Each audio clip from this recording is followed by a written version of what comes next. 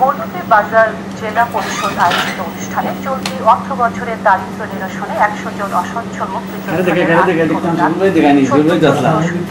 অসচ্ছল মহিলাকে সেলাই মেশিন বিতরণ, 257 জন গরিব ও মেধাবী শিক্ষার্থীদের বৃত্তি সহ 245 জনকে কম্পিউটার ও সেলাই প্রশিক্ষণ শেষে সনদপত্র বিতরণ করা হয়।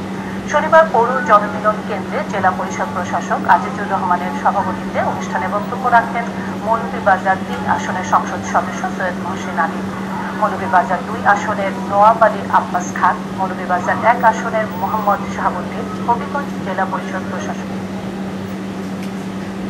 ডক্টর মুশফিক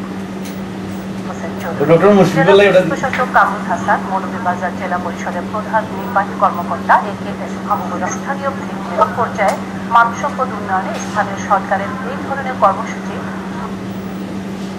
গুরুত্বপূর্ণ ভূমিকা রাখছে। দারিদ্র্য নিরসনের লক্ষ্যে দক্ষ জনশক্তি তৈরি করতে এই কার্যক্রম অব্যাহত রাখার আহ্বান জানান বক্তারা।